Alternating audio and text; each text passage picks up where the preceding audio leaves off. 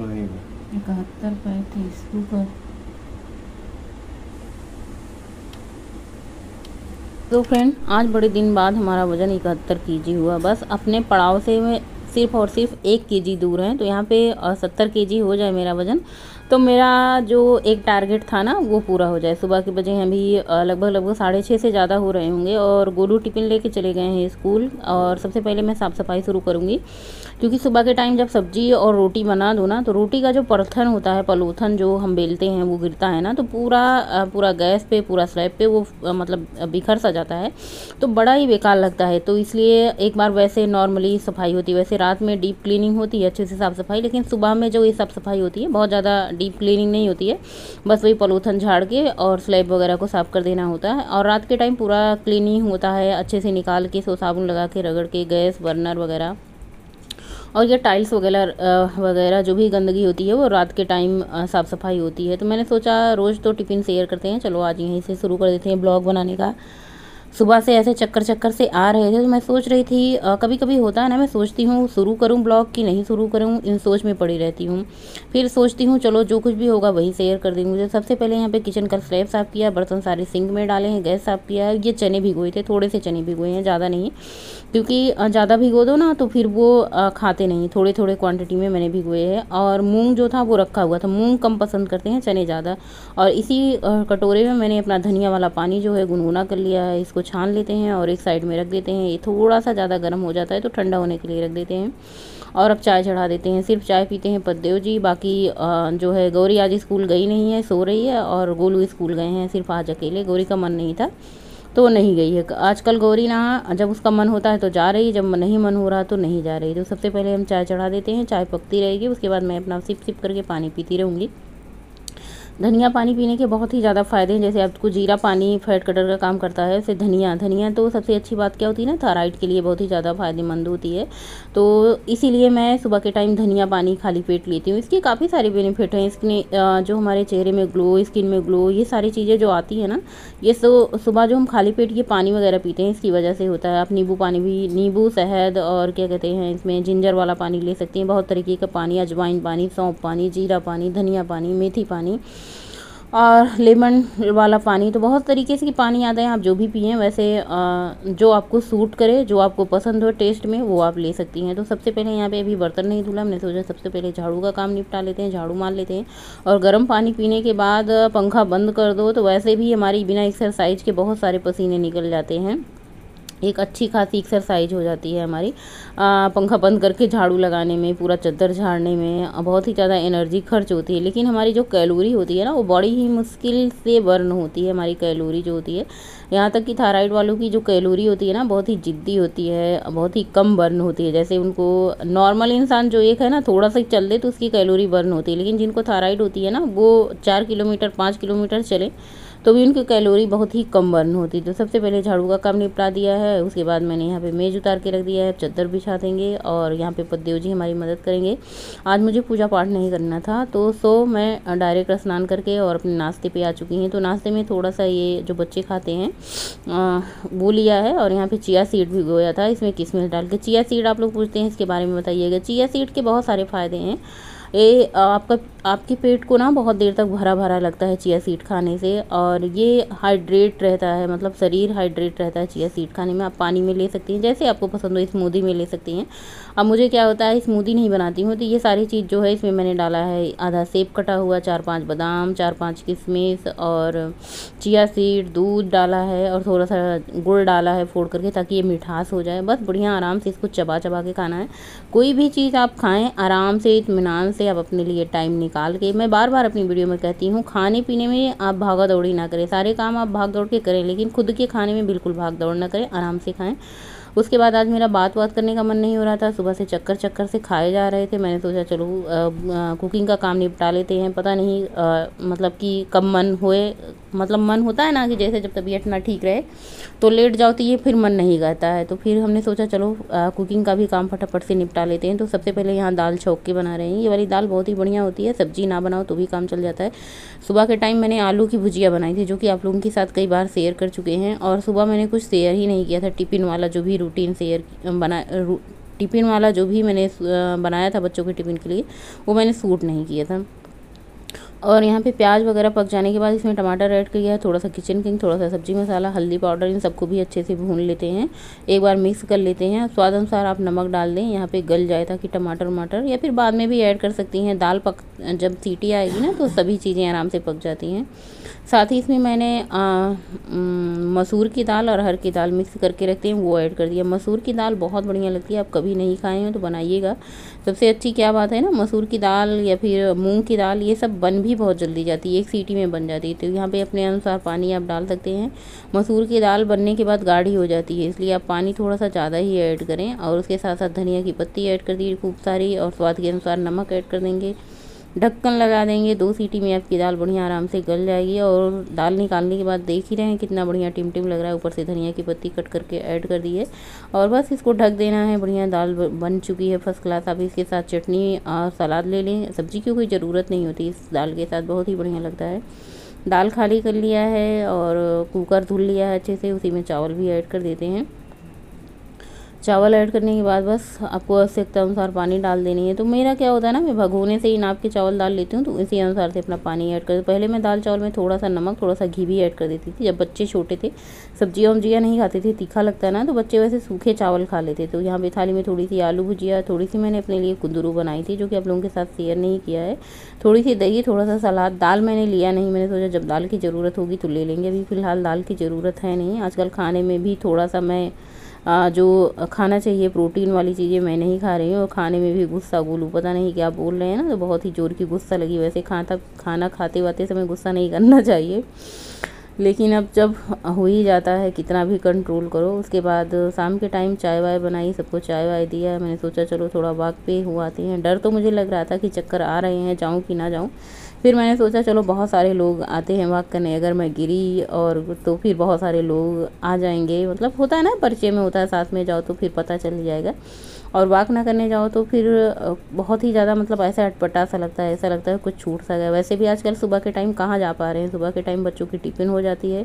ये जब बच्चे 6 बजे 6:15 स्कूल होता है बच्चों का, तो फिर कहाँ से जाना हुआ। 5 बजे जाओ तो फिर चिंता लगी रहती है बच्चों की टिफ़िन की। तो वॉक से आने के बाद यहाँ पे दूध लेते आए थे, और दूध को छान के मैं चढ़ा देती हूँ। ये सारे काम कर तो रही हूँ मैं, लेकिन वही सर घूम सा जा रहा है। मैंने सोचा कि अब रहने ही देते हैं ब्लॉग शूट करने का, लेकिन मैंने सोचा जब तक बन रहा है, जब तक चल रहा है, तब तक चलते हैं। हम भी थोड़ा ज़िद्दी हैं, फिर कहाँ हार मानते हैं। तो फिर मैंने एक तरफ यहाँ पे दूध रख दिया है, दूसरी तरफ मैंने कढ़ाई चढ़ाई है, थोड़ी सी हल्दी डाली है तेल में, और यहाँ पे भिंडी कट किया है। शाम के टाइम मैंने भिंडी की सब्ज़ी छौंक दी है, क्योंकि और कुछ मेरा ज़्यादा बनाने का इतना ज़्यादा शक्ति नहीं हो रही थी अंदर से। तो मैंने सोचा भिंडी की सब्ज़ी ही आराम से सादी सिंपल मिर्ची और इसमें लहसुन डाल के छौंक लगा देते हैं। बार बार आप लोगों से ये कहती हूँ, मन नहीं होता, इच्छा नहीं। तो देखिए जब तबीयत ठीक ना रहे अंदर से ना, तो कुछ भी अच्छा नहीं लगता एकदम से। इसके बाद मैंने कुछ भी सूट नहीं किया एकदम। हेलो एवरीवन, गुड मॉर्निंग, सुप्रभात, राधे राधे। आज का जो ब्लॉग आप लोगों के साथ शेयर करेंगे, ये ब्लॉग मैंने 2-3 दिन पहले शूट किया था। जिस दिन मैं ब्लॉग बना रही थी उसी दिन से मेरा मन ब्लॉग बनाने का नहीं था। रीज़न था कि सुबह से ही चक्कर आ रहे थे, लेकिन मैंने इतना ज़्यादा ध्यान नहीं दिया, क्योंकि ये अक्सर होता रहता है मेरे साथ। बीपी लो की वजह से चक्कर आते रहते हैं। तो परसों की रात में मैं जो है गिर गई थी बहुत तेज़, मेरे सर में चोट लगी थी। रात को शायद 10-10:15 बज रहे होंगे, और मैं बाथरूम करने जा रही थी रात के टाइम। मैंने सोचा आके फिर सोती हूँ, तो मैं मुंह के बल गिर गई थी। मुझे सर में इतनी सारी चोटें लगी हैं। ऐसे चोटें गुरमा तो नहीं दिख रहे हैं, ना ही कहीं टूटा फूटा है, लेकिन ऐसे मतलब दर्द बहुत हो रहा था। तो परसों की रात पूरी रात मैं मतलब पड़ी रही, और कल का पूरा दिन पूरा रात मैं पड़ी रही। आज मैं थोड़ा सा ठीक लग रहा है। तो कल सबसे पहले मुझे सब गोलू और उनके पापा ऑटो से डॉक्टर के पास ले गए, दिखा के ले आए। 10 दिन की दवा दिए हैं, और जितनी भी चोट चपेट जो भी लगी थी उस सब की दवा दिए हैं। बीपी की भी दवा दी है, चक्कर की दवा दिए हैं, और जो सर में चोट लगी है उसकी भी दवा दिए हैं। और 10 दिन की दवा के बाद अगर नहीं आराम मिलता है सर में जो चोट लगी है, तो उसका जो सर का कराया जाता है वो भी कराया जाएगा।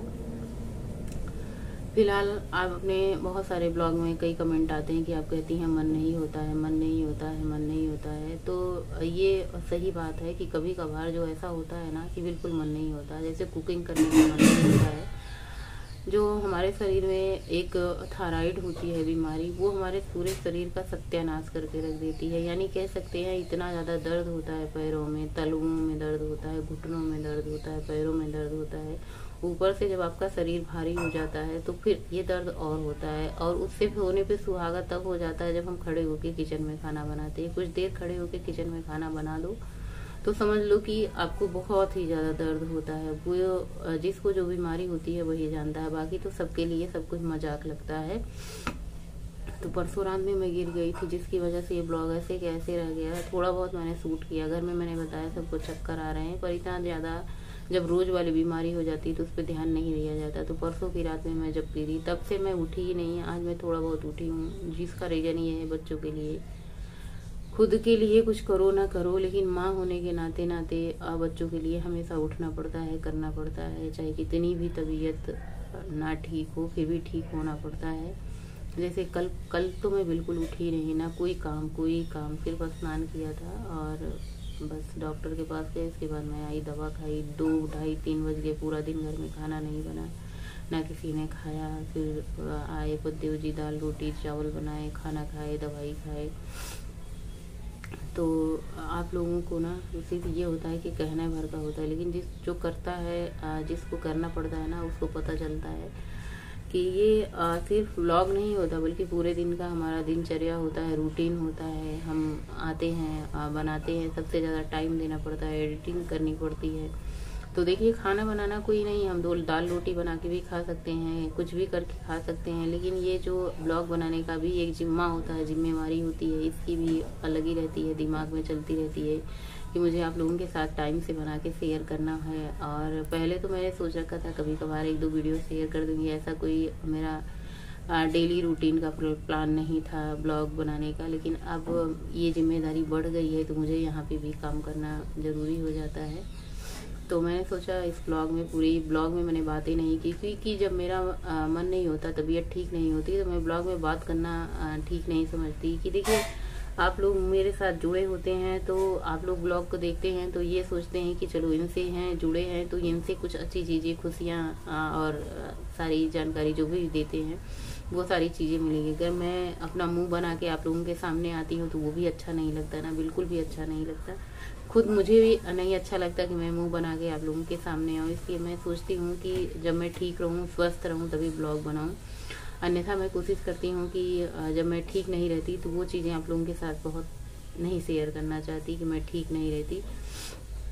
और रही बात बीमारी का, शरीर है बीमारी कुछ ना कुछ सभी के शरीर में होती हैं। तो इसीलिए मैं कहती हूँ कि सबसे ज़रूरी जो इंसान का होना होता है ना, स्वस्थ होना ज़रूरी होता है। आप स्वस्थ रहें, निरोगी रहें, सबसे बड़ा धन यही धन होता है कि आपका सबसे बड़ा जो धन होता है ना, आपका शरीर होता है, वो स्वस्थ रहे, सबसे अच्छी बात यही होती है। तो इस ब्लॉग में ज़्यादा कुछ अब शेयर करने को बचा नहीं। मैंने सोचा आप लोगों से बातें कर लेती हूँ, इसके बाद ब्लॉग आएगा कि नहीं आएगा, बना पाएंगे कि नहीं बना पाएंगे। कोशिश देखिए बिना ब्लॉग बनाए तो मुझसे रहा नहीं जाएगा। रीज़न क्या होता है कि मेरे पास जो भी टाइम होता है मैं ब्लॉग को देती हूँ, और फालतू का टाइम, फालतू की चापलूसी गिरी करने से, घर घर जाके बतियाने से, इधर की बात उधर करने से क्या मिलेगा। कम से कम अपने काम में व्यस्त रहो, खुद के काम करो। और टाइम इतना ज़्यादा होता है ना कि दिन भर कितने लेटे रहो, अपना इसी में हम लगे रहते हैं, अपना टाइम पास करते हैं। और बहुत सारी आदतें मतलब आप लोगों से 5 मिनट बिता देती हो। हाँ, इसी में अपना टाइम व्यतीत करते हैं। जो कुछ करते हैं आप लोगों के साथ शेयर करते रहते हैं। अब तो मैं बच्चों को भी नहीं लाती ब्लॉग में, पद्देव जी आते नहीं, उनको भी कोई किसी का वो नहीं कि आप आएँ, बस मैं ही बहुत हूँ इस ब्लॉग के लिए, ये सारी चीज़ें शेयर करने के लिए। और मुझे जो काम भी हो रखा है, मैं कोशिश करूँगी, भगवान से प्रे करूँगी कि मैं जल्दी ठीक हो जाऊँ, आप लोगों के साथ हंसती मुस्कुराती फिर से आऊँ। और अभी तो फिलहाल 10 दिन की दवा लाए हैं दिखा के डॉक्टर को, और उसके बाद फिर डॉक्टर क्या कहते हैं। हालांकि जब से मैंने दवा ली है काफ़ी ज़्यादा आराम है, सर दर्द से भी आराम है।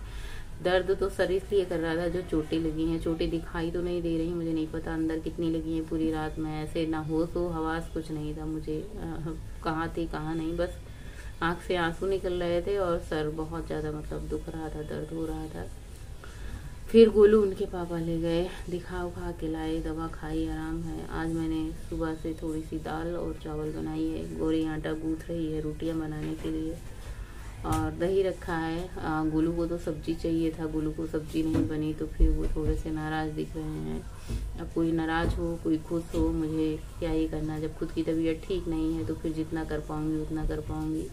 दाल चावल बनाने में कुछ नहीं करना, दाल धुल के मैंने चढ़ा दिया, सादी सिंपल हल्दी नमक डाल के चावल भी मैंने धुल करके चढ़ा दिया है। कल तो सभी लोगों ने, इनके पापा खाना बनाए थे तो किसी ने कुछ नहीं बोला, जो भी उनकी थाली में आया सब लोगों ने खाया पिया, किसी ने कुछ नहीं बोला।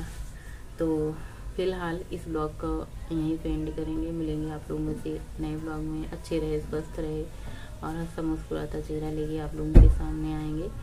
और आज का ब्लॉग यहीं पे एंड करेंगे। बाय।